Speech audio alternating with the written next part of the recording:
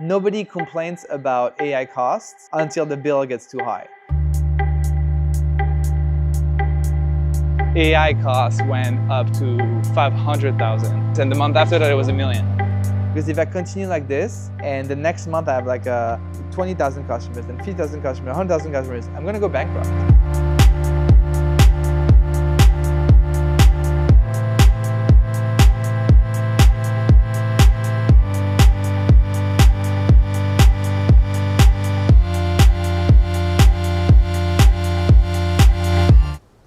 Tell us the story kind of how you started using AI and when you decided to start building with AI. Yeah, I mean, it actually started in LA. I mean, the inception of Pulsia. I lived in LA for the longest time. I was in LA for 7 years. I was working for Travis Kalanick. That was in October in LA.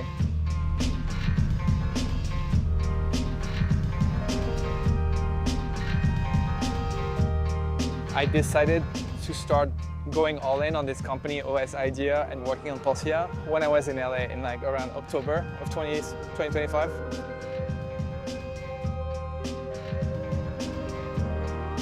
Essentially, I was building all these AI native products, but honestly, none of them really took off.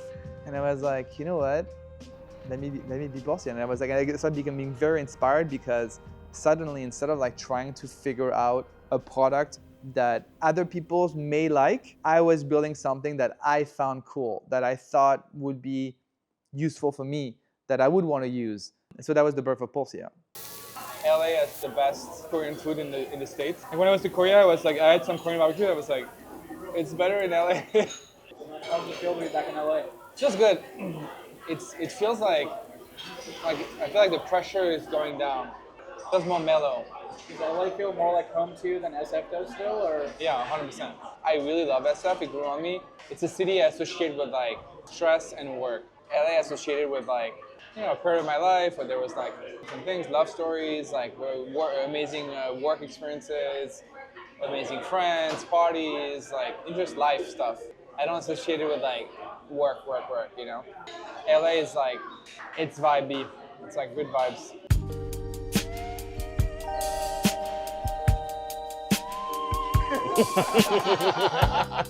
Guido is a really good buddy of mine. We used to work together with Travis Kalanick at Cloud Kitchens. He became an investor of Polsia, which is cool. I met Ben, I think now it's like, wow, a while ago. It was like 2019, almost 7 years, if not more than 7 years. But what I was really impressed about him is the fact that he had this unique talent that I'd never seen before of being like very good with numbers, like a very strong quantitative problem solver. But at the same time, like having this kind of like edgy, creative, like out of the box vibe. And the fact that like he was creating this like machine that was just being able to absorb anything that like a founder would put in this machine and just creating a business behind it. So I thought it was a great idea. Reached out back to him, ended up investing a little bit, and yeah, I've been enjoying seeing him on this adventure. You know, after that, like I went back to Paris, decided to start locking in my Paris apartment and building it. Who gon' slide, who's in? Big rocks round, new 10. Fleetwood down, new sand. To see rock within. Don't leave around loose ends. Don't be around new friends. Clearly, spending time here and having built Polsia here, I can feel that like there's something about this beauty and this love for community and this love for people and this love for beautiful things and interesting things and great culture, etc. that is embedded in Polsia in a way, right?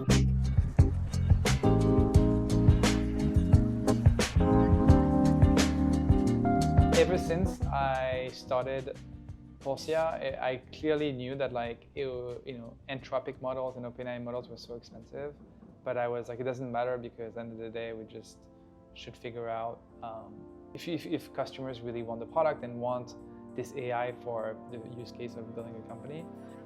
And when I realized that like there was such a big potential with Polsia, staying in Paris would hurt the project. I needed to go to San Francisco because it's the only place where people won't understand. I'm feeling my heart beating with the rhythm of her body slowly moves. I love this feeling.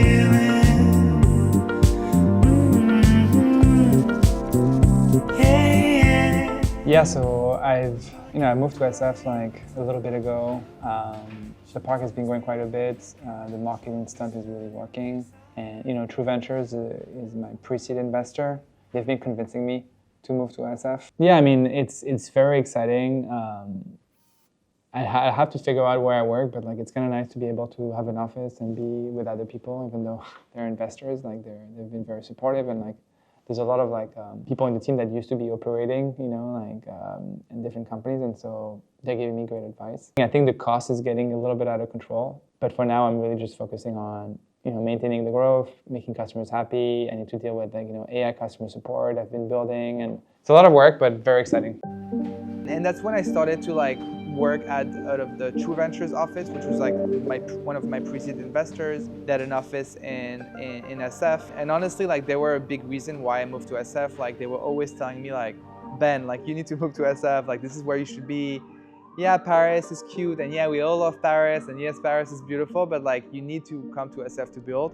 So I've been preparing this stunt where I'm gonna have Pulsia raise the round.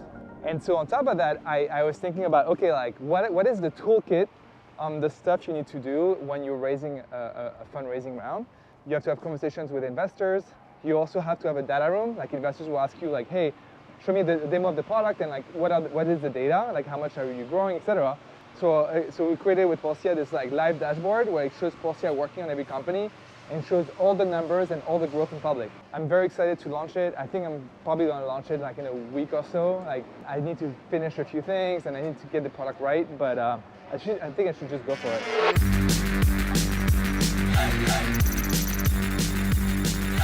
I went from 500 users to 5,000 paying users.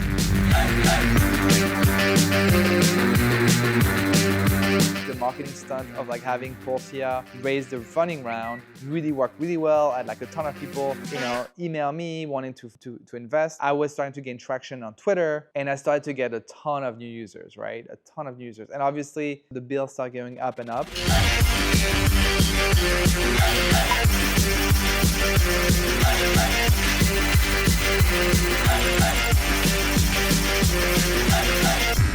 And my AI costs went up to 500,000.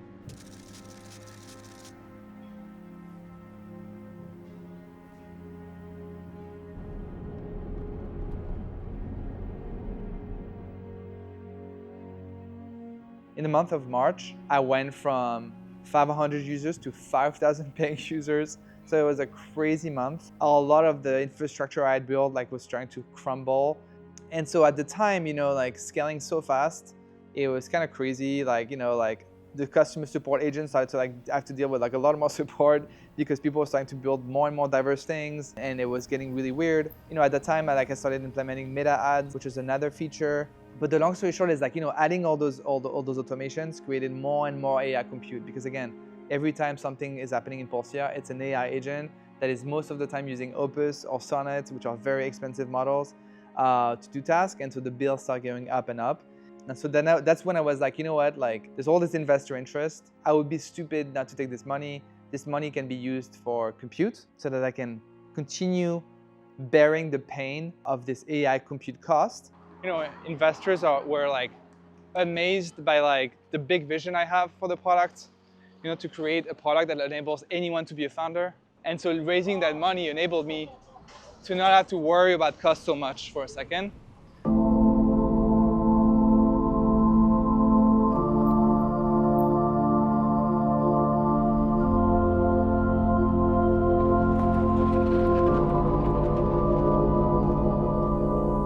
Cash doesn't solve anything for your product. In this case, it helped me with some breathing room.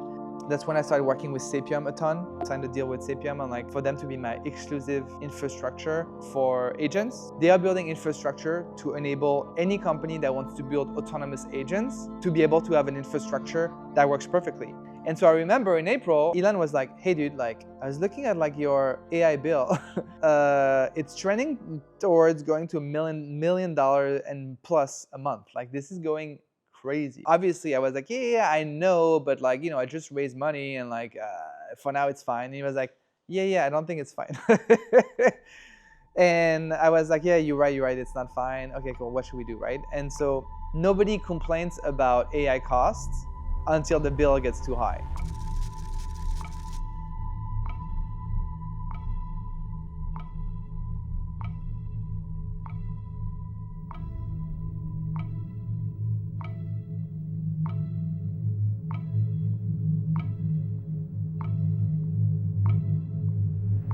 Yeah, so, obviously we have this like huge bill with Anthropic. Even by charging customers a fair amount of money, like there's so much cost that come into play. I tried to break even initially, but actually people run longer tasks and like ask more complex stuff to Pulsia, and so it ends up being so expensive. And so I had this $1 million bill last month. Actually, it was more like 1.2 million. Thankfully, I'm able to afford it for now, but it's not a sustainable business model. And so it becomes so important for the business to be able to give this level of AI service to our customers without charging them like $300 a month or $500 a month.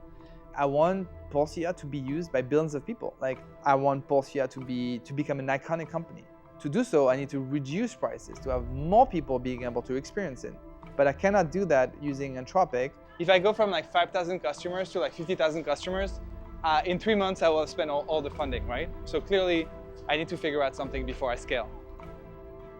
As I was talking to Elon was like, hey dude, like, what we could do is we could rent GPUs and we can start using open source models. And then, as I started digging, I was like, that's crazy. Like, okay, so we can rent a GPU. With Elon, we decided to like, go to the data centers to see like what we were renting, to see the racks.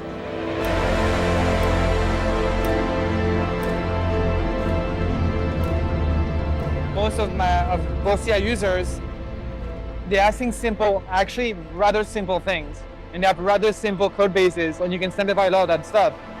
And so now the question is like, how inexpensively can I serve them so that I can give them a very good price so that more people can use it?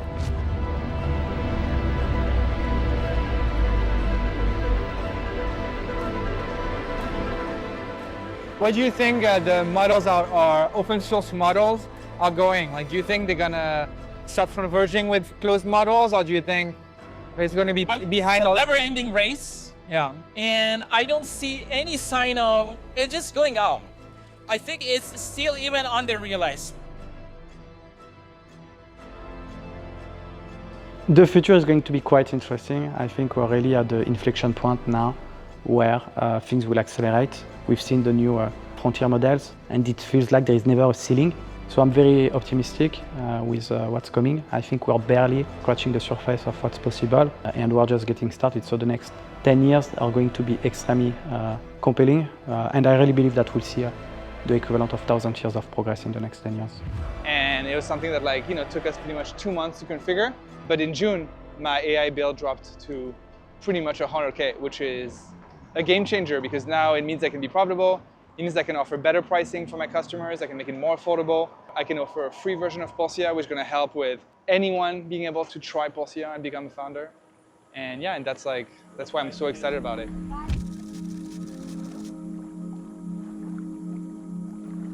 So I started to get into the habit, as I moved to SF, to meet people in person because, a lot of the customers are in the US. It's really great to meet customers in person. It blows my mind how easy it is. Like, Yeah. I just put that very simple idea in there, and the next thing you know, it was just like all there. It was a great framework. You Yeah. just need to. I'm trying to make it affordable by using AIs that are not like the most expensive, like OpenAI, Right. Anthropic ones, because Right. that's like so expensive. So what are you building with Pulsia? Actually, I could show you. It's Yeah, I'd love to see. so it's called Aria. Takes all the information too. So it's for if you're using for the sleeping aid, if you're using too for financial aid, or even with the mind reset. What it does is it factors in everything just for you.